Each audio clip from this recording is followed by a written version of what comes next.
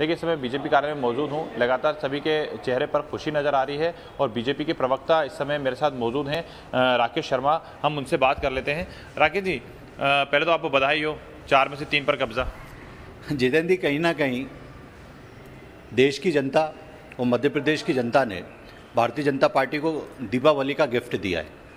हमारी सरकार जो लगातार जनता के बीच काम कर रही है और जनता रूपी भगवान ने आज हमको आशीर्वाद दिया है, और ये बड़ा उत्साह और उमंग का समय है, क्योंकि कहीं ना कहीं भारतीय जनता पार्टी का छोटे से लेके हर कार्यकर्ता चुनाव में लगा हुआ था, और जब चुनाव परिणाम हमारे पक्ष में आए तो हमारे चेहरे पे खुशी तो आएगी। लेकिन राकेश जी, ये भी हमें नहीं भूलना चाहिए कि देश के मध्य प्रदेश के अंदर समस्या कहीं ज़्यादा थी, क्योंकि हमने भी ग्राउंड रिपोर्टिंग की थी, तो उस दौरान हमें लोगों के मुंह से महंगाई, बेरोजगारी, किसानों की समस्या, ये तमाम मुद्दे सामने निकल कर आए थे। और ऐसे में सबसे बड़ी बात पृथ्वीपुर, जिसको लेके कांग्रेस भी कॉन्फिडेंस थी और तमाम लोग कॉन्फिडेंस थे, और कहीं ना कहीं आप लोगों को भी डर था कि पृथ्वीपुर का परिणाम कुछ और हो सकता है, वहाँ से जीत हासिल करना। देखिए, मैं तो आपके चैनल पर लगातार बैठा, मैंने हमेशा ये कहा कि भारतीय जनता पार्टी जीत रही है, क्योंकि हमें हमारे नेता भगवान के वरदान, जो गरीबों के मसीहा शिवराज सिंह चौहान, क्योंकि पूरी भारतीय जनता पार्टी ने शिवराज सिंह चौहान का चेहरा और शिवराज सिंह चौहान जी की सरकार के काम और देश में मोदी जी की सरकार जो काम कर रही है उसको लेकर जनता के बीच गए थे। और आज अगर चुनाव के परिणाम हमारे पक्ष में आए तो कहीं ना कहीं हमारी नीतियों से, हमारी रीति से जनता सहमत है, इसलिए हमारे पक्ष में परिणाम आए। लेकिन हम वही बात करें कि पूरे देश में चुनाव चल रहे थे, जिस राज्य में जिसकी सरकार थी वहां पर उसे फायदा मिला। मध्य प्रदेश में भारतीय जनता पार्टी की सरकार थी, यहाँ पर आपको फायदा मिला, ये भी तो माना जा सकता है। देखिए, मैं बार बार कह रहा हूँ कि गांव, गरीब, किसान, वो आम जन की चिंता करने वाली शिवराज सिंह चौहान की सरकार है।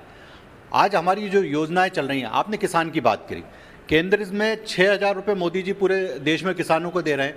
मध्य प्रदेश में एकमात्र ऐसा राज्य है जहाँ पे 4,000 रुपये अतिरिक्त उनको मिल रहे हैं, 10,000 रुपये मिल रहे हैं। कांग्रेस शासित राज्यों में ये योजनाएं क्यों नहीं लागू हो रही और वहाँ क्यों लोगों को लाभ नहीं पहुँचाया जा रहा है? इसलिए कहीं ना कहीं आज आप अगर मतदाता की चिंता करेंगे, आज उनके लिए काम करेंगे, तो वो आपके साथ खड़ा रहेगा।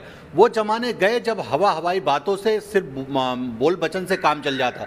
70 साल तक कांग्रेस पार्टी सिर्फ देश में गरीबी हटाने के नारे को लेकर चुनाव लड़ती रही और कहीं ना कहीं वो सफल होती रही।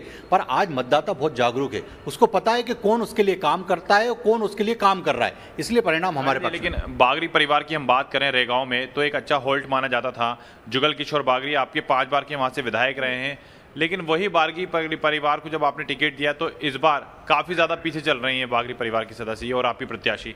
देखिए, नेक टू नेक सुबह से चुनाव जब देख रहा हूँ मैं, लगातार सुबह से 8 बजे से चैनलों पे बैठा हूँ, और जब से गणना शुरू हुई है उस समय से, तो पहले तो चारों सीटों पे भाजपा आगे चल रही थी। अब थोड़े से वोटों से हम वहाँ पे रेगांव में पीछे चल रहे हैं। मुझे लगता है कि अंतिम परिणाम भारतीय जनता पार्टी के पक्ष में आएंगे। लेकिन 3.25 लाख का आंकड़ा था नंदू भैया का लोकसभा में, इस बार घट के वो 50-60 तक आ गया है। अभी तक इतनी ही लीड चल रही है। उपचुनाव में आपने देखा कि थोड़ा सा मतदान का प्रतिशत कम हुआ था। मेन जब चुनाव हुए थे उस समय आप देखें मतदान का प्रतिशत और अब उपचुनाव में मतदान के प्रतिशत में, वो कहीं ना कहीं, आप कोरोना काल की बात करें तो पूरे हिंदुस्तान उससे पीड़ित है।